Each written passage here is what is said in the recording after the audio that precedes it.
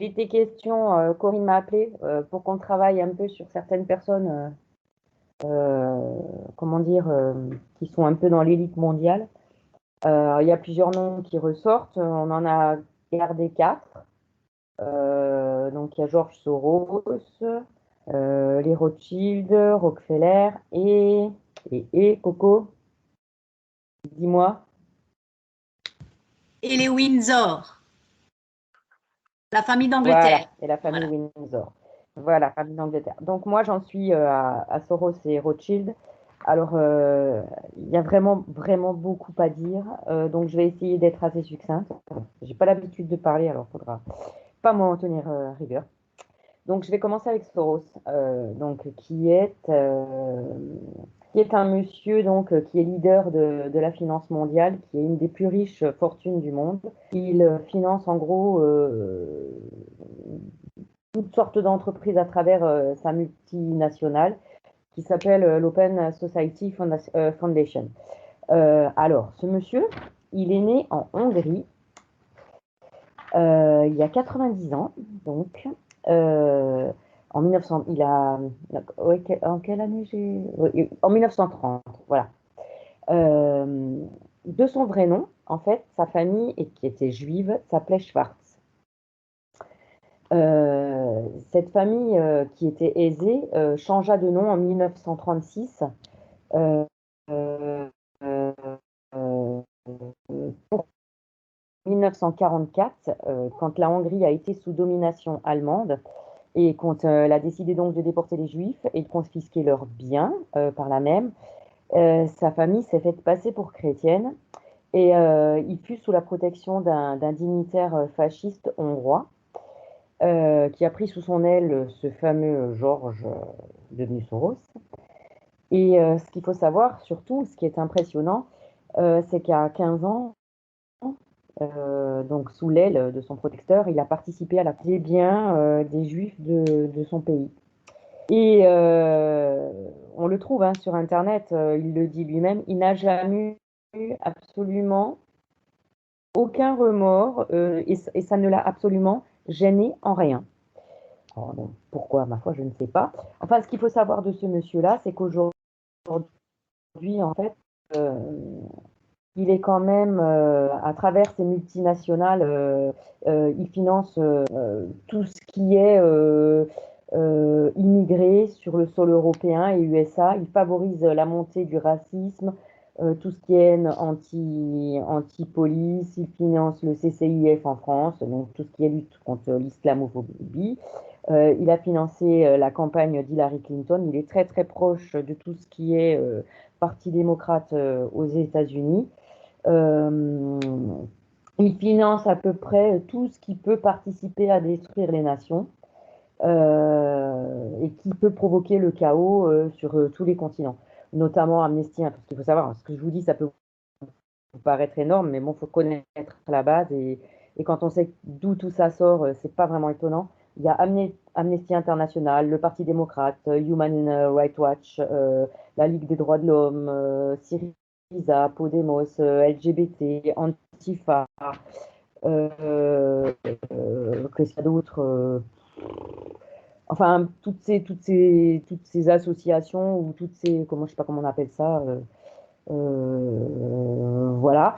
C'est lui qui a quand même, qui a spéculé contre la Banque d'Angleterre en 92 et qui a fait qu'il y ait une crise financière. Il a fait de même, il y a eu une guerre économique aussi en 97 sur le marché mondial asiatique. Voilà. Enfin bon, c'est ce qu'il veut en gros, c'est surtout la destruction de la famille, la destruction de tout ce qui est valeur, puisque tout ce qui est LGBT, c'est lui. Euh,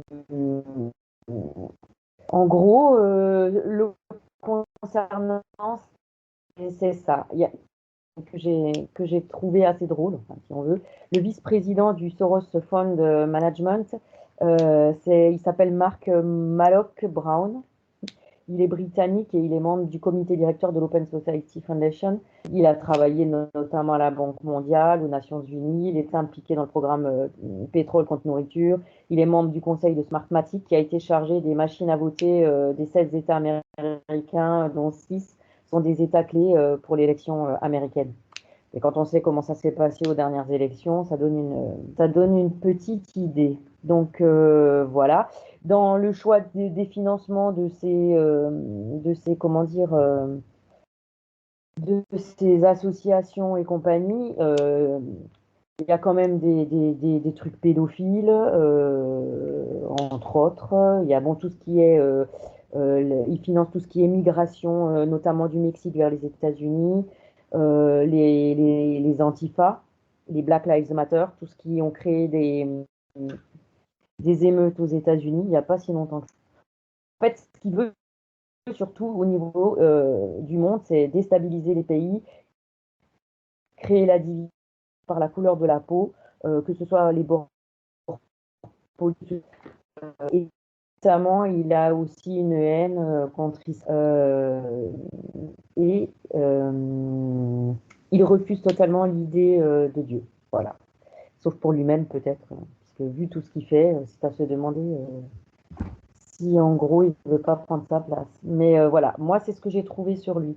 Mais en fait, il est vraiment le symbole même de tout ce qu'on peut, de tout le mondialisme qu'on voit aujourd'hui. Et il est derrière parce que c'est lui qui finance tout ça. Parce qu'il pèse, je crois que je vous l'ai dit, je ne sais plus, 25 milliards de dollars. Voilà. Ça concerne M. George Soros, né Schwarz. Tu peux épeler son nom, s'il te plaît? Lequel? Le Soros? S-O-R-O-S.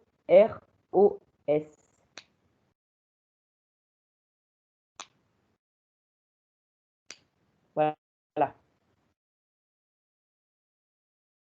Après, je ne sais pas si vous avez des questions ou après, après moi J'ai voilà. juste une question, Mumu. Il est complètement impliqué dans la vaccination, enfin, dans le développement de tous ces produits pharmaceutiques. Alors, aujourd'hui, il finance aussi les labos pharmaceutiques. Oui, forcément. Oui, ouais, forcément parce qu'il est. Alors, je ne l'ai pas retrouvé comme j'ai retrouvé pour Rothschild, par exemple. Mais par contre, ce que je sais, c'est qu'il est aussi au niveau forum à Davos avec Schwab. Là, il est impliqué. C'est un des piliers. J'avais oublié de le dire, mais en effet. Et puis quand on sait ce que le forum de Davos veut faire, forcément, oui, voilà, il est impliqué dedans aussi. Alors là, on a peut-être du lourd, enfin d'une autre façon, parce que c'est vraiment une dynastie et ça date d'il y a très longtemps. Si on veut parler des Rothschild, je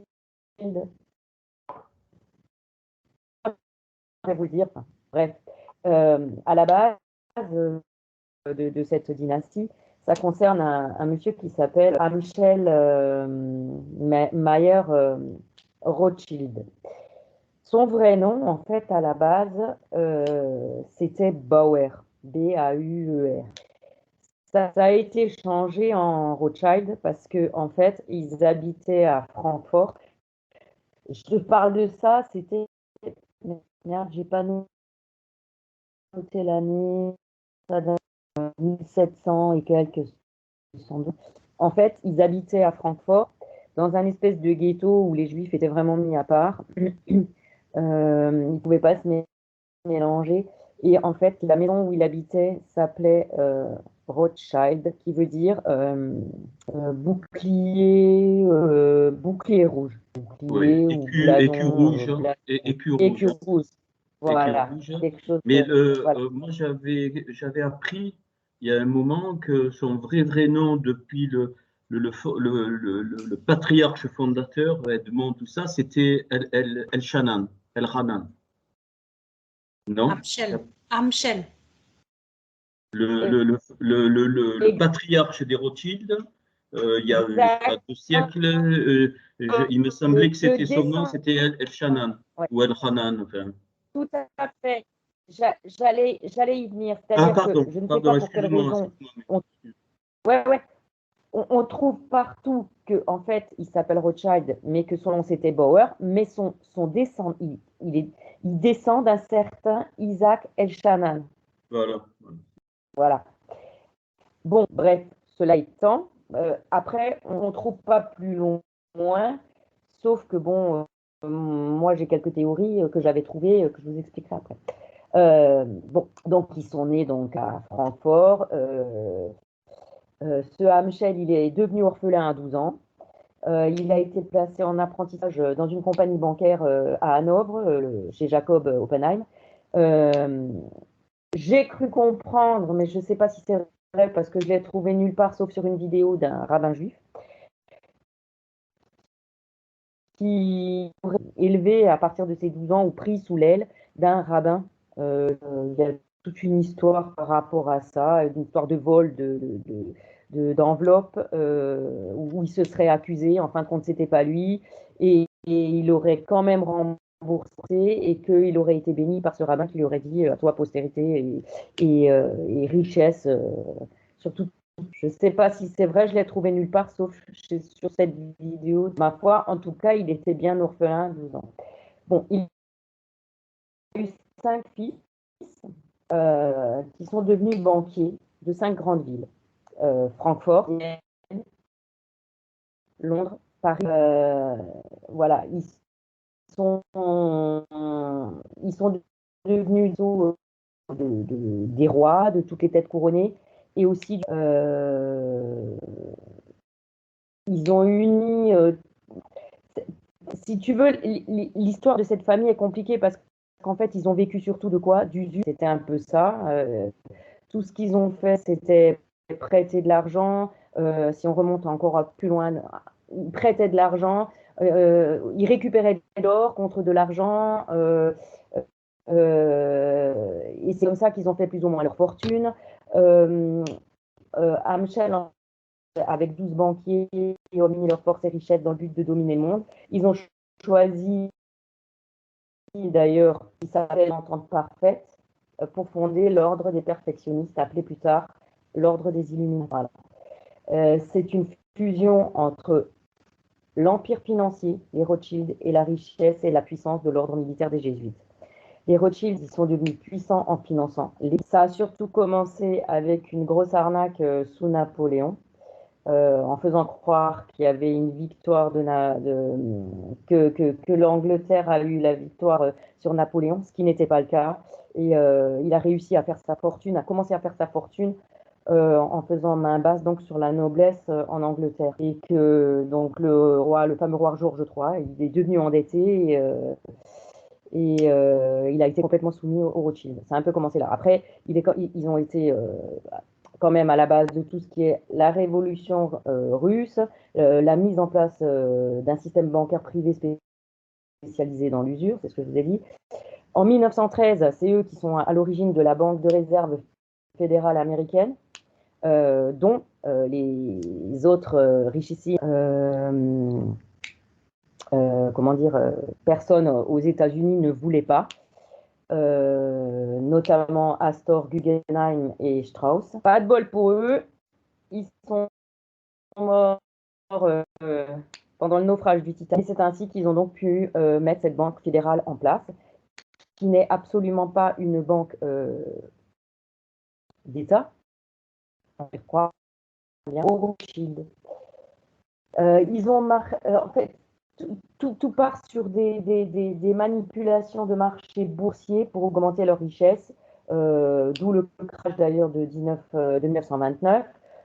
Bon, après, il y a plein de choses encore qui tournent autour de cette famille. Ils sont aussi à l'origine de la création d'Israël, hein, faut le savoir. Et quoi d'autre? En gros, pour tout ce qu'ils ont fait, ils sont à l'origine en fait de toutes les guerres, puisque c'est eux qui finançaient à chaque fois les deux parties. Donc forcément, ils avaient toujours attiré de l'argent de tout ça.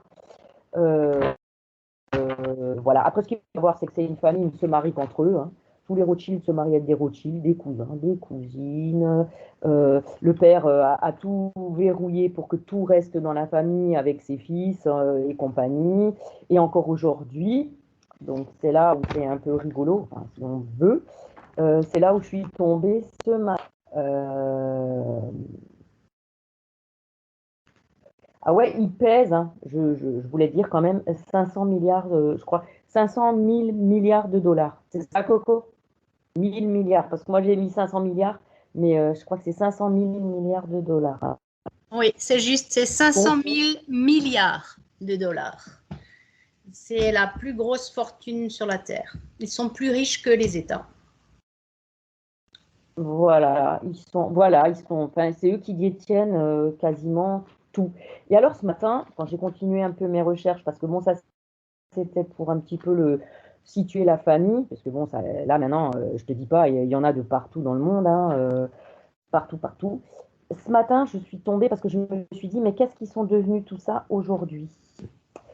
Alors,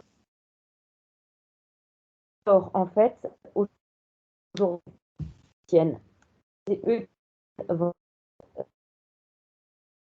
euh, euh, 2 petites secondes, que j'ai un bazar.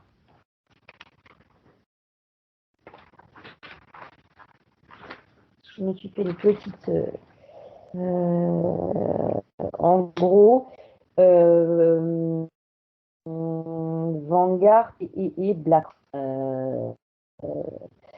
Et c'est Vanguard, il y a Rothschild est le plus gros actionnaire de Vanguard qui détient depuis mars 2021. Enfin, peut-être même avant, mais en tout cas, c'est le plus grand actionnaire. C'est la Rothschild Investment Corporation et Edmond de Rothschild Holding qui détiennent donc Vanguard. Ils détiennent le monopole de toutes les industries du monde. Ils possèdent Big Pharma et et quand on sait que c'est Big Pharma qui est à l'origine des réponses du Covid-19, on a tout compris, on sait qui c'est qui tire les ficelles, hein. Ils possèdent 1600 entreprises, le chiffre d'affaires équivaut à 9100 milliards de dollars. Ils, ils ont Microsoft, ils ont Apple, ils ont Amazon, Facebook, Disney, Time Warner. Ils possèdent 90% des médias. Ils travaillent pour les banques centrales, y compris la Fed, qui est une entité privée et non pas fédérale. Et dans cette société Vanguard, qui est une société d'investissement où ils sont actionnaires, en fait, il y a aussi la famille Bush, Orsini, Dupont, Rockefeller, Vanderbilt, Morgan et la famille royale britannique. Donc voilà, ça nous donne un petit peu une idée de qui est derrière tout ça. Maintenant, quand moi j'ai creusé un peu plus loin, c'est un peu compliqué, j'espère pas m'en mêler les pinceaux, sur cette famille, parce que bon, en effet, on est arrivé jusqu'à Isaac El-Shanan. Moi, je me suis toujours posé la question de, enfin, pourquoi ils sont comme ça, pourquoi ils seraient juifs et ils seraient aussi mauvais, en fait, parce qu'ils le sont, clairement. Et j'étais tombée sur une série d'une personne qui a fait des recherches sur tout ce qui se passe aujourd'hui, sur ces familles Illuminati, sur qui dirige le monde. Et en fait, a priori, tout partirait du temps de la civilisation de Sumer, avec la déesse Inanna qui représente Ishtar, ou Diana, Isis, pour certaines autres civilisations après, qui était l'épouse de Baal et celui-ci qui exigeait donc les sacrifices d'enfants. Cette civilisation, elle s'est étendue un petit peu sur deux endroits bien spécifiques. Il y a ceux qui sont partis vers la Babylonie, vers Canaan et la Phénicie. Voilà, là on a une petite idée de qui ça sera. Et tu as une autre partie de cette civilisation qui serait montée vers l'Ukraine, où ils ont créé un pays qui s'appelait Khazaria. Ils prétendaient descendre de Japheth, donc fils de Noé, et Le problème, c'est que ceux-là, ils vénéraient Baal ou Moloch. Qu'ils ont été chassés ensuite par les peuples autour parce qu'ils étaient tellement satanistes et ils faisaient des trucs et des rites tellement horribles qu'ils ne les voulaient plus autour d'eux. Avant d'avoir été chassés, d'ailleurs, ils les ont plus ou moins obligés à se convertir en une des trois religions, entre le judaïsme, le christianisme et les musulmans. Et il se trouve qu'ils ont choisi le judaïsme. Et ensuite, ils ont été chassés parce que, bon, comme ils n'arrêtaient pas leur pratique maléfique, en gros, ils ont été chassés. Et de là, ils sont partis vers la Hongrie, la Pologne, l'Allemagne, la France et l'Espagne. Et ils se sont appelés, en fait, les Ashkénazes judéens. Donc, de Ashkénaz, qui était le petit-fils de Japheth, alors qu'eux-mêmes sont descendants, en fait, de Togarma. Mais c'est là où c'est compliqué parce que, je ne sais pas trop comment l'expliquer, ces gens-là, en fait, usurpaient, ce sont des usurpateurs d'identité. En fait, ils se sont toujours fait passer pour ce qu'ils n'étaient pas. Et en fait, ils ont une haine de l'autre branche qui était partie vers Canaan, qui eux avaient choisi, en fait, ils n'ont pas voulu aller dans le sens de leur idolâtrie pour Baal. Et ils ont aussi une haine, bien sûr, ils avaient aussi une haine envers les Russes qui les ont chassés ensuite de leur pays qu'ils appelaient donc Khazaria. Voilà. Moi, c'est des recherches qui ont été faites, hein. C'est pas quelqu'un qui a fait des extrapolations et compagnie. Je trouve que ça pourrait se tenir dans le sens où, quand même, ce qui se passe aujourd'hui est quand même vachement lié dans ce qui est mal, à Baal, à Moloch et à tout ça. Et si, en effet, comme le dit cette personne qui disait donc que, apparemment, les Rothschild descendraient de ces fameux Khazars qui faisaient donc des sacrifices à Moloch et à Baal. Voilà. Et tu peux dire Voilà, aussi en gros, pour résumer. le symbole que tu as trouvé? Ah oui, par rapport au hibou, et oui, parce que le symbole de Baal, c'est aussi le culte du hibou. Voilà, en effet, ça se recoupe. Alors, avant que Corinne. C'est bon, Mimu, excuse-moi. C'est bon. Ouais, c'est bon. En Pardon, gros, c'est ça. excuse-moi, moi, tu sais, je suis. Schématisé. Pas de diplomatie, enfin, je pense pas. Je voudrais te donner un élément de réponse au niveau de l'origine. Alors, ce que je crois, Mumu, par rapport à Yafet, enfin pas ce que je crois, ce que j'ai des éléments dans la Torah, c'est quand il y a eu, tu sais, la lignée de Caïn. La lignée de Caïn. Donc il est dit, Caïn connut sa femme, elle le conçut, donc elle enfanta un Enoch, puis Rad, Métuchéla, ainsi de suite, ça descend. Et puis, et à un moment donné, verset 22 de Béréchit, chapitre 4, enfin Genèse, chapitre 4, il est dit Tsila de son côté, alors Tsila, ça veut dire de l'autre côté, mais du côté du mal. Donc de l'autre côté, enfanta Tubal, Caïn. Et Tubal, Caïn, c'est Baal. C'est de là qu'est sorti Moloch, Tammuz, tout ça. Et donc, c'est intéressant, tu vois. Et donc, ils étaient quoi? Ils avaient l'habilité des instruments donc, de fer et des instruments d'airain. Et le fer et l'airain représentent quoi? Représentent l'industrie. Hein, voilà, c'est-à-dire ce qui va. Donc, et Caïn, alors ainsi de suite. Voilà. Et alors, ce que je vais dire n'est pas de moi, mais aujourd'hui, il y a n'est pas de moi, mais je l'ai quasiment vérifié, c'est que quand il y a eu le déluge et que donc cette lignée a donné des sheds, c'est-à-dire des shedim, c'est-à-dire des ravageurs, c'est-à-dire que voilà. Et si tu veux, donc j'ai appris ça enfin, j'ai entendu un rabbin dire ça, c'est que au moment de l'arche, il nous est dit qu'il y a eu 8 personnes pour la nouvelle humanité qui ont donné Sem, Ham et Yafet. mais il s'est introduit dans l'arche. C'est pas moi qui le dis, hein, c'était un rabbin, mais j'ai des éléments. Hein, là, j'ai des éléments qui confirment ça. Ils sont rentrés, certains chefs sont rentrés dans l'arche. Et donc, ils se sont. Voilà. Et c'était de la lignée de Tubal-Caïn. Et c'est pour ça qu'après,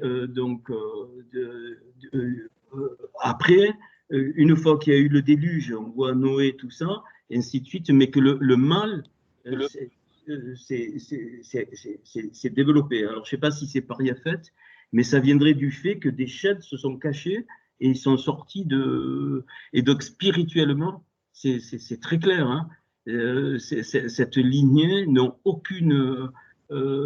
Comment dire, les sheds n'ont aucune empathie. Tout à l'heure, tu as dit quelque chose d'important, Mumu. Je ne sais pas s'ils ont une conscience, ils s'en foutent, mais y compris Soros. Après, on verra. Et donc, ça expliquerait que ces gens-là, enfin, entre guillemets, sont, comment dire, comme s'ils étaient totalement indifférents de l'amour humain. Voilà, c'est. Voilà, c'est tout. Ouais. Hein. C'est juste, je veux dire, c'est pas du tout pour ajouter quelque chose à ce que tu as donné, Non, non. mais c'est juste, ça m'est venu d'un coup et ça expliquerait qu'en fait, ça vient de bien plus loin. Hein. Ça vient de toute cette lignée de l'argent, c'est Tubal-Caïn. Ça, c'est sûr. Hein, avec le profit de l'industrie, ainsi de suite, c'est Tubal-Caïn. Eh oui, parce que je veux dire, moi, ce que j'en sais, c'est sur des recherches que j'ai faites, évidemment. Après, si on a plus de précision, parce que, bibliquement parlant, avec la Torah, il y a des choses certainement bien plus pointues Mais bien sûr, non, mais chacun ça. C'est forcément, c'est encore mieux. Ouais. Et dans l'expression, je peux vous le donner, Tuval-Caïn, Caïn, ça vient de Kéna, ça veut dire acquérir, acquisition, et Tuval, c'est le monde, la nature. Donc, acquisition du monde. Tuval-Caïn, tu peux traduire par acquisition même de la nature, le monde au sens nature, c'est-à-dire ça m'appartient. Et c'est pas pour rien qu'on est en train, soi-disant, enfin, Corinne m'a donné cette info, qui m'a fait des conneries sont en train d'inventer par rapport au réchauffement climatique. Voilà. Et tu l'as dit, Mumu, hein, c'est des gens qui ils ne veulent pas Dieu, ils veulent être Dieu. C'est grave. Hein. Alors, des gens. Non, puisque c'est eux qui sont pour notamment bon, Soros et compagnie, c'est tout ce qui est eugénisme, transhumanisme, c'est destruction de tout ce qui est bien évidemment la famille, la religion, voilà. Et puis quand on sait que toutes les valeurs. Toutes les valeurs. Et de toute façon, à partir du moment où il est un maître dans le forum de Davos, évidemment, tout ce qui touche le climat, ça va avec, puisque Davos, c'est ça. Hein. Voilà, donc c'est intéressant d'avoir. Je crois vraiment que c'est une source de la Torah, ça, de Tubal-Caïn, et qui s'est reproduit, enfin qui s'est transmis, caché dans l'arche par des chètes, et qui ont transmis après, et puis on voit encore tout depuis. Hein, tu viens de dire, Christian, par rapport à Tubal-Caïn. Et on va d'abord parler du chiffre 13. Vous savez que le chiffre 13, on le retrouve absolument partout dans tout ce qui est occulte, et notamment sur le dollar, le $1 américain, ils en avaient une perspective incroyable. Pourquoi 13 ? Parce que de cette base de Tubal-Caïn, alors je demande juste que vous coupiez vos micros parce que j'ai un retour qui est horrible. Oui, il y a un retour. Oui. Voilà, merci. Donc, de Tubal-Caïn seraient donc descendues 13 familles. Je vais vous les citer parce que c'est important que vous compreniez vers quoi on va aller. Alors, Rothschild, donc qui vient des Boers, famille Bruce, famille Cavendish qui est devenue Kennedy, les deux Médicis, la famille de Hanovre, les Habsbourg, les Krupp, les Plantagenets, les Rockefeller, les Romanov, les Sinclair, les Warburg qui sont devenus les Del Banco et les Windsor qui étaient donc la famille Saxe de Cobourg-Gotha. Et je vais commencer par vous parler de la famille Rockefeller. Pourquoi? Parce que, en fait, c'est les premiers milliardaires de l'époque contemporaine. Donc, évidemment, des milliardaires, il y en a toujours eu, mais de l'époque contemporaine, c'est les premiers milliardaires. Ils ont fait fortune dans le pétrole. Ils avaient la Standard Oil, ils avaient absolument toutes les grandes industries pétrolifères aux États-Unis. Et c'est ce John Davidson qui est le fondateur, donc 1839-1937. Il avait 97 ans quand il est mort. À sa mort, il avait accumulé 200 milliards de dollars. Son petit-fils, David Rockefeller, celui que vous connaissez de nom, parce qu'il est décédé il y a peu de temps, il est décédé en 2017 à l'âge de 102 ans. C'est son petit-fils, qui est donc le cofondateur du Bilderberg, de la commission trilatérale et de Davos. Il avait 102 ans, ça je vous l'ai dit. Lui, il a continué sa fortune en étant dans la Chase Manhattan Bank. Il était absolument dans tout ce qui a influé l'éducation aux États-Unis. Il finançait Harvard. Il a créé aussi plein de choses dans la culture. Il s'est approprié la culture. Et notamment, pour se faire plaisir, il a créé le musée d'art moderne à New York. Et au-delà de ça, il avait compris quelque chose, c'est qu'à partir du pétrole, on pouvait faire du dérivé. Et donc, ce monsieur a commencé donc à faire des industries pharmaceutiques. C'est là que ça devient intéressant. Il a eu 6 enfants, dont un qui s'appelle David Junior, qui est né en 1941. Et aujourd'hui, ils sont à peu près 200 héritiers. Et donc, ces 200 héritiers se partagent le gâteau et ils sont absolument partout. Alors, ce que je vais souligner, c'est très important. Souvenez-vous, Muriel vous a dit tout à l'heure d'où venait donc Amschel Bauer. Hein. Eh bien, moi, je vous dis que Rockefeller a lui aussi changé de nom parce qu'il s'appelait Neuweid et il venait d'Allemagne. Dès 1590, on en trouve la trace. C'est toujours le même scénario. En fait, il change de nom au cours de l'histoire. Par exemple, le David Rockefeller, lui, donc il a créé la commission trilatérale. C'est un pouvoir politique qui englobe de nombreuses sociétés secrètes, dont les Skull and Bones, le CFR, le Bilderberg, qui sont des gouvernances mondiales. Donc, en fait, tout ça, ça a été pensé depuis très, très longtemps. Tout ce qu'on est en train de vivre là, c'est le fruit de leur idéologie, en fait. Pour exemple, Obama a été nommé haut fonctionnaire de la trilatérale. Ça vous donne des pistes de comprendre qu'ils sont impliqués partout au niveau politique. Sur les 8 présidents de la Banque mondiale, 6 étaient de la trilatérale. La trilatérale contrôle les plus grands médias mondiaux. Aujourd'hui, nous arrivons à l'émergence d'une transformation globale. Tout ce dont nous avons besoin, c'est de la crise majeure et le peuple acceptera le nouvel ordre mondial. Ça, c'est ce que M. David Rockefeller a dit peu de temps avant sa mort. Je répète, nous arrivons à l'émergence d'une transformation globale. Tout ce dont nous avons besoin, c'est de la crise majeure et le peuple acceptera le nouvel ordre mondial. Voilà ce qu'est la famille Rockefeller. Donc, je vous rappelle 200 héritiers à l'heure actuelle. Je voudrais vous dire que les familles que je vous ai citées tout à l'heure, les 13 familles, sont elles-mêmes des descendants directs des Carolingiens. Hein. Si on remonte à toute l'histoire des rois, de tous ces mariages entre eux, etc., donc ce sont des gens qui après ont créé donc les fameuses royautés humaines. Alors vous avez les descendants des Carolingiens et vous avez les descendants des Mérovingiens. Donc, celle que je vous ai citée avant, c'est les Carolingiens. Et maintenant, les descendants des Mérovingiens, je vais vous en citer quelques-unes. Vous les connaissez également.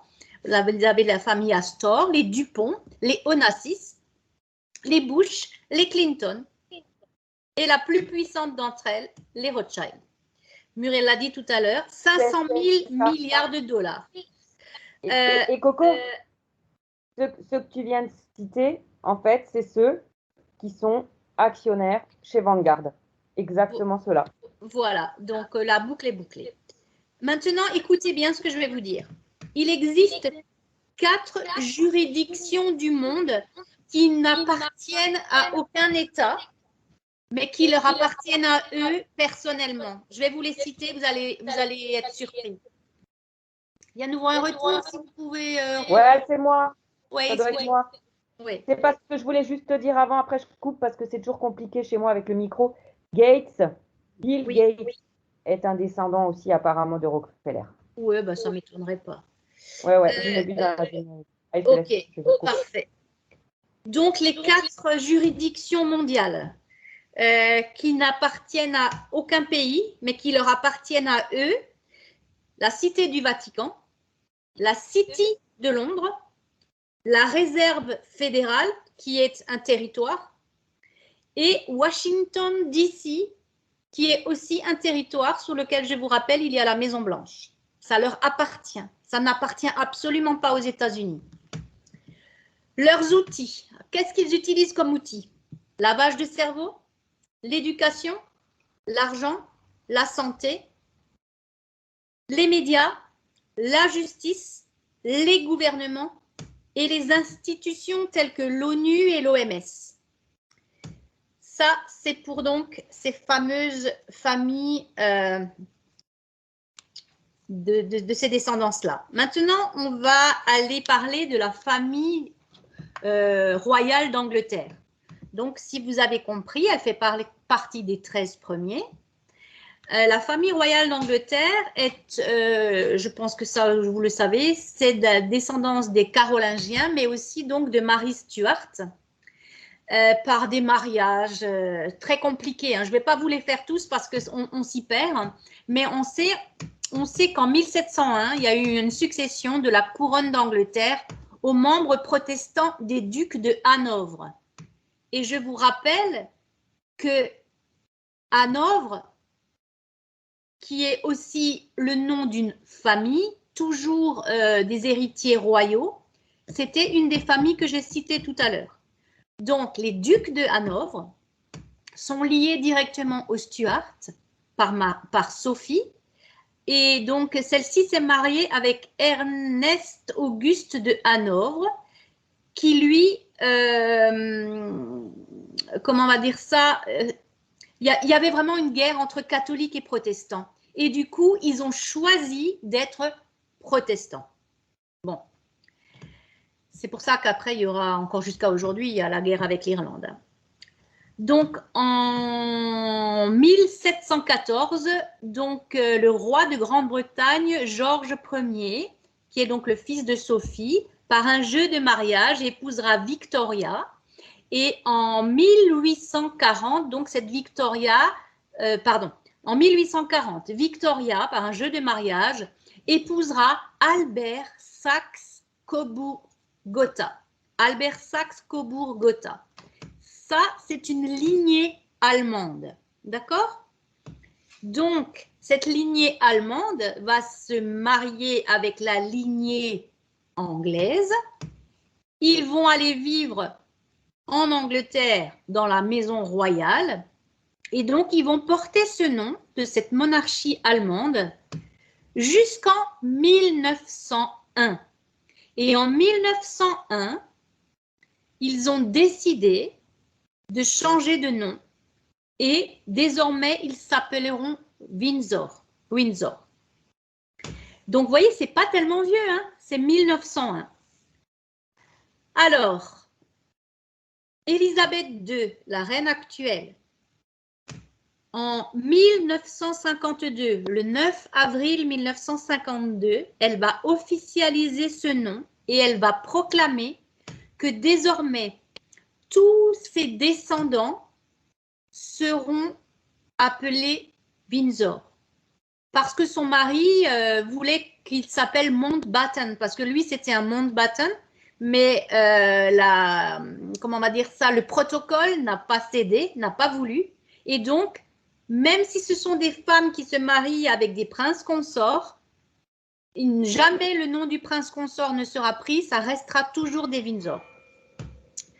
Donc, cette famille-là détient le pouvoir sur l'Angleterre, l'Irlande du Nord et le Commonwealth. Alors, j'ai fait un petit peu des recherches et c'est hallucinant quand vous voyez le Commonwealth qu'il était. Et aujourd'hui, il reste 16 terres, 16 endroits dans le monde qui font partie du Commonwealth, dont le Canada, l'Australie, la Nouvelle-Zélande, l'Afrique du Sud, Terre-Neuve, l'Asie.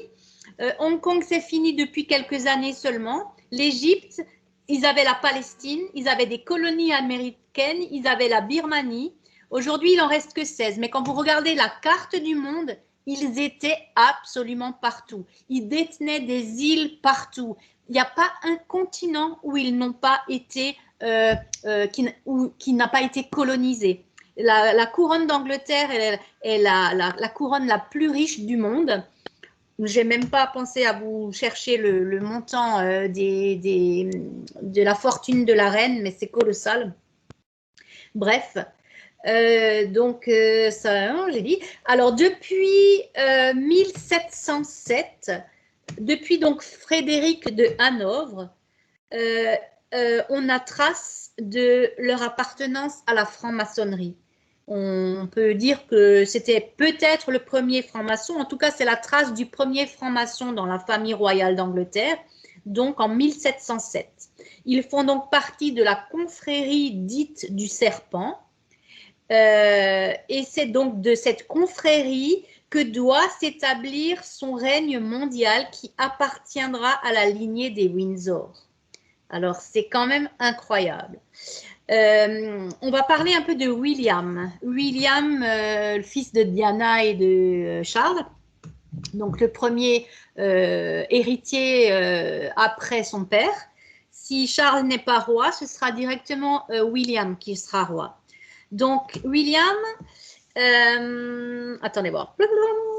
Je ne sais pas si je l'ai noté là. En tout cas, William est né le 21 juin, jour de solstice d'été. Il a été préparé à un règne mondial depuis qu'il est tout petit. Il a eu un conditionnement. Il est le premier enfant au monde à avoir été pucé à l'âge de 12 ans. Et par satellite, on sait à tout instant où il se trouve. Donc, c'est des gens, donc d'après le livre de David Icke, bon, c'est pas un mec que je vous recommande, c'était un sataniste. Mais bon, pour une fois qu'un sataniste dévoile des choses, donc j'ai repris ce qu'il dit. Il dit donc que ce sont des personnes qui n'ont aucun sens moral, qui les poussent à accomplir des actes monstrueux, et pour mieux les ligoter et ensuite les utiliser, ils sont prêts à tout. Par exemple, si vous vous souvenez récemment, il y a eu l'affaire Epstein. Un des fils donc, de la reine d'Angleterre est complètement impliqué dans cette affaire Epstein. Je ne sais même plus son nom du fils, enfin bref, c'est pas grave.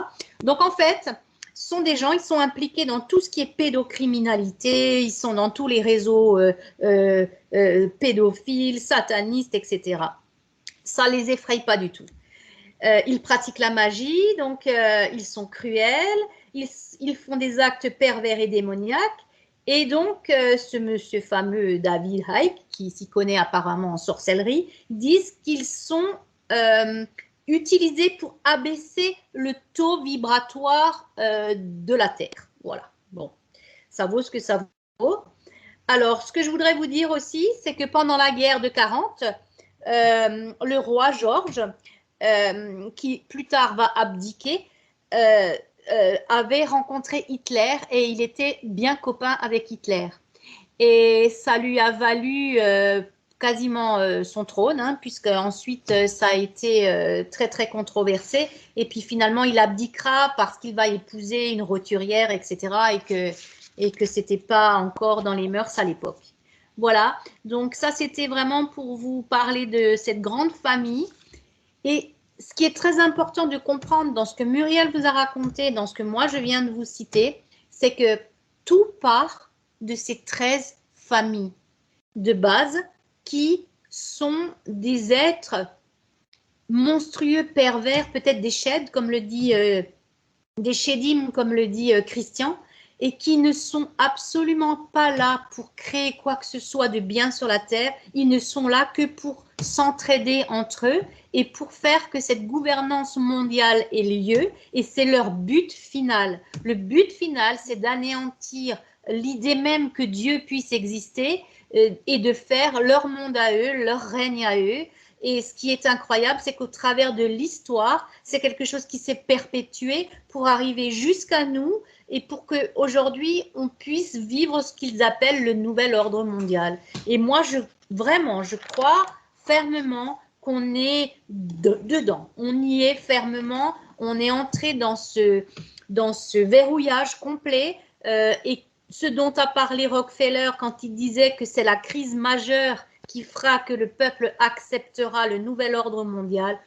Vraiment, mes amis, je crois que c'est ce qu'on est en train de vivre aujourd'hui. Et ce que je disais juste à Christian avant la connexion, c'est que c'est l'heure aujourd'hui du marquage.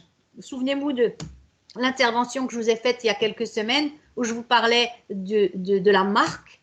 Autant il y a la marque de la bête, autant Dieu est en train de tester son peuple et de voir qui reçoit le sceau sur son front. Et c'est pour ça qu'il faut qu'on tienne. Et je comprends Christian qui est tellement ému quand il nous parle de ce hérade qu'on doit faire les uns avec les autres parce qu'on ne peut pas tenir tout seul. Contre ces fous-là, on ne peut pas. On n'est rien pour eux, on n'est absolument rien. On est de la poussière qu'ils veulent détruire. Mais ce qu'ils ont oublié, le paramètre qu'ils ont oublié, c'est que Dieu règne. Et Dieu règne sur toute chose et c'est Dieu qui est au contrôle de tout, même si eux pensent que Dieu n'existe pas ou que Dieu est je ne sais pas où, sur quelle planète.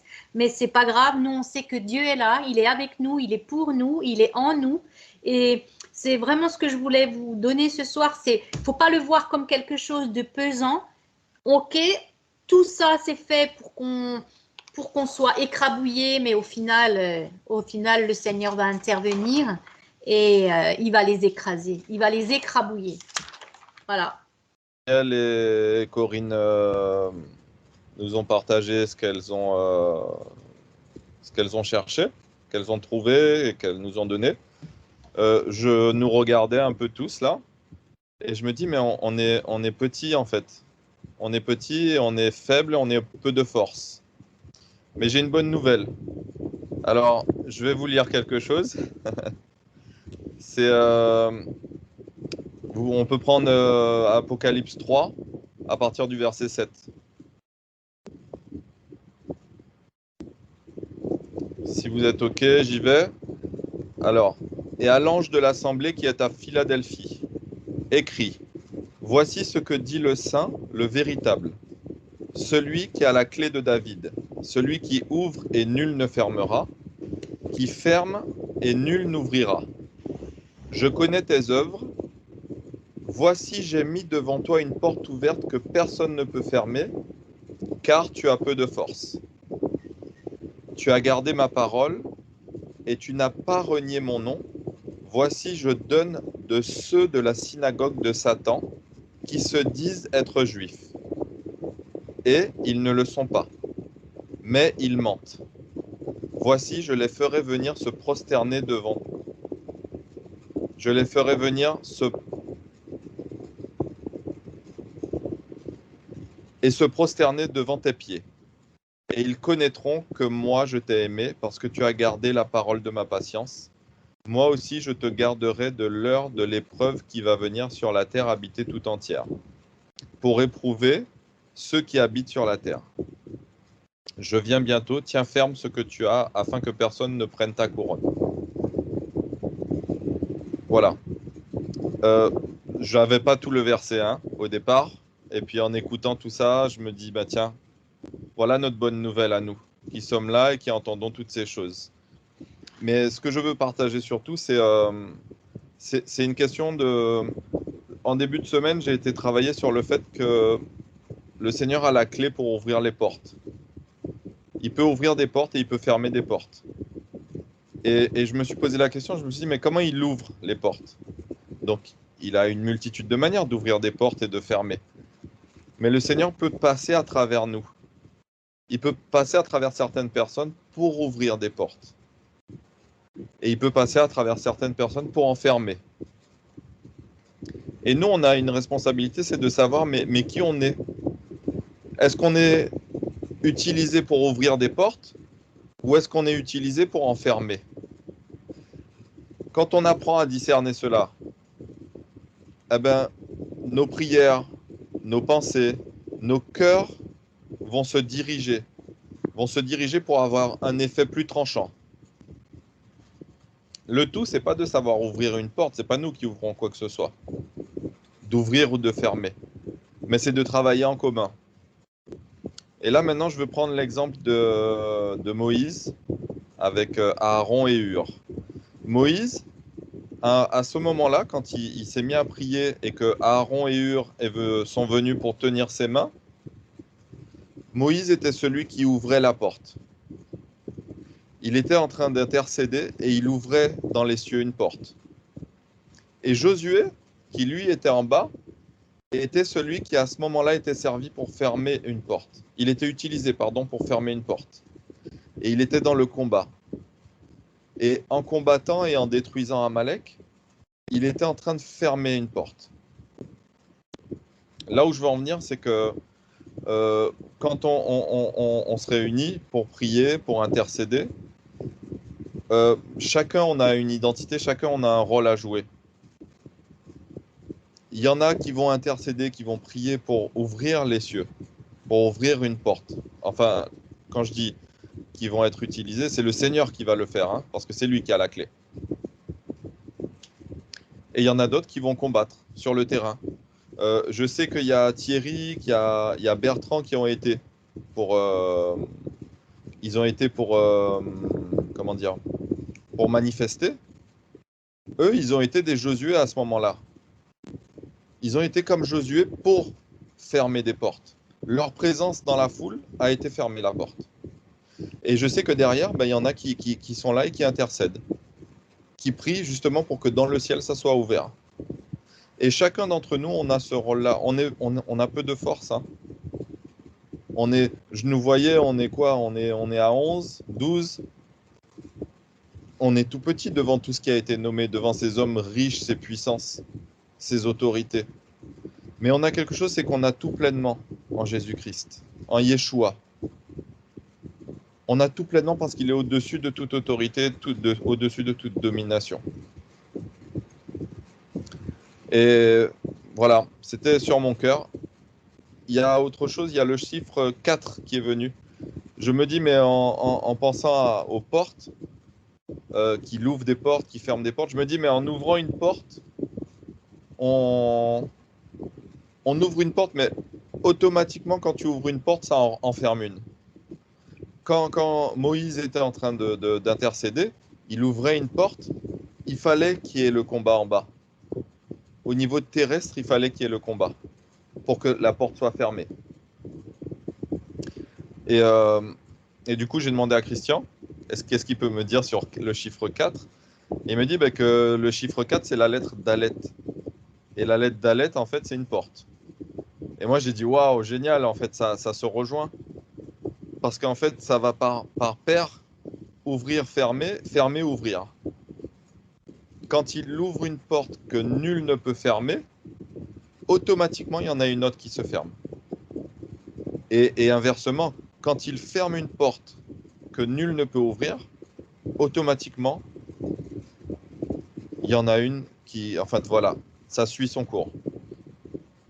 Là où je veux en venir, c'est que on sait que, voilà, on avait projeté de prier ce soir, enfin, pas de prier, mais d'élever la voix plutôt.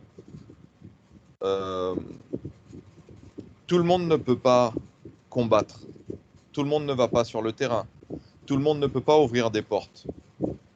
Mais qu'on a chacun un rôle à jouer. Et par notre présence, quand on se réunit, eh ben, on joue notre rôle. Ceux qui combattent sur le terrain doivent être portés par ceux qui intercèdent. Ceux qui intercèdent doivent être aidés par ceux qui vont tenir les mains. Parce que ceux qui intercèdent, ils mènent le plus dur des combats. C'est un combat où il faut affronter les puissances ténébreuses. Il faut affronter Baal, il faut affronter Moloch, il faut affronter Amalek. Et je crois que le rôle du corps, c'est de s'unir. En fait, Christian le disait tout à l'heure, et c'est vrai que bon, moi le premier, j'ai du mal des fois à appeler et tout, mais je pense que voilà, il y a quelque chose qui doit se déclencher, il y a quelque chose qui doit se mettre en place. On a peu de force, mais on garde la parole. On garde la parole, et la parole est un. La parole est Erad, parce que c'est le Père, c'est le Fils, c'est Abinu, c'est Yeshua, et Yeshua est en nous, et nous sommes en lui, et ensemble nous sommes dans le Père, nous sommes un. Donc voilà, c'était cette petite exhortation que je voulais partager avec vous. On a peu de force, mais il a dit qu'il nous donnerait. Il nous donnerait ceux de la synagogue de Satan. Tout cela là que vous avez partagé, Muriel et Corinne, tous ces noms, toutes ces personnes, il nous les donnera. Il a écrit. C'est écrit. Et moi, je dis Amen. Donc, voilà. Voilà. Ça s'arrête là. Thierry, c'est le spécialiste des cœurs. Hein. Pardon. Oui. Excuse-moi, juste une dernière chose. Bon, vous savez, en fait, la position que je tiens maintenant. Et je me dis, en fait, ce sont des actes prophétiques que nous faisons quand nous résistons. Chacun d'entre nous, on fait des actes. C'est écrit, en fait, ça s'écrit, ça s'inscrit. Et ce qu'on fait, on le fait pour le corps. Donc, c'est nous il y a ceux qui intercèdent, il y a ceux qui combattent, il y a ceux qui portent les mains, mais tout ça, c'est pour le corps. Et voilà. Moi, je ne savais pas trop comment faire. J'ai demandé une rupture conventionnelle. Ça n'a pas été accepté pour m'opposer au vaccin. Ils ont accepté le congé parental. Et je me dis, en fait, en faisant cet acte-là, c'est un combat, mais je l'ai fait, j'ai refusé la vaccination au profit de la famille. Et ce que j'ai fait, je le fais pour le corps. Voilà. À mon niveau 1, c'est un petit niveau, mais peu importe. Ça déclenche quelque chose dans le corps de Yeshua.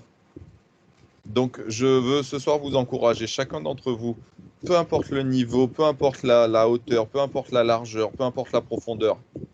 Si vous avez quelque chose sur le cœur, pour déclencher quelque chose, faites-le. Faites-le. Parce qu'il n'y a pas de petit ou grand dans le Seigneur. Il nous voit tous au même niveau. C'est sûr qu'il va donner 5 talents à un et 2 à l'autre, mais il ne va pas compter de manière... il ne va pas calculer comme l'homme. Il ne va pas tenir une comptabilité comme les hommes tiennent une comptabilité. Lui, ce qu'il va faire, c'est qu'il va dire, lui, il est capable d'en avoir tant, voilà, je lui en donne tant. Lui, il est capable d'en avoir que 2, je lui donne 2. Mais il n'y en a pas un qui est mieux que l'autre. Donc voilà, je veux vous encourager, vous dire, il a dit qu'il nous les donnerait. Hein. Donc on devrait se réjouir et sauter au plafond. Voilà. Merci Didier. Super. C'est marrant, hein, parce que ce que tu as Je peux dire quelque chose. donné verset, je l'ai eu la semaine dernière, je suis tombée dessus. Et d'ailleurs, je te l'ai envoyé Coco, mais je crois que tu as pas dû, peut-être tu l'as pas lu parce que je t'envoie tellement de trucs, tu n'as peut-être pas. Moi, ce verset, j'avais jamais calculé. Il m'a vraiment frappé. Tu sais, celui que tu as lu tout à l'heure, le verset. Ouais, Dans l'église de Philadelphie, oui. C'est un verset que je vous ai cité souvent déjà. Hein. Il nous gardera de l'heure de la tentation ou de l'heure de l'épreuve ou de l'heure. Il y a plusieurs. Ouais. On peut voir Ça plusieurs m'avait- aspects. Hein. On se retrouve dans tout. Ouais, clairement. Ouais. Et puis alors, le pareil. fait qu'il est cité dans le même verset, ceux qui se prétendent juifs et ne le sont C'est pas, ça. eh ben, Et c'est ça. c'est énorme. C'est ça C'est qui énorme. m'a frappé. Et je suis tombée dessus la semaine dernière et je me suis dit, mais c'est énorme, quoi. C'est énorme. C'est tellement ça.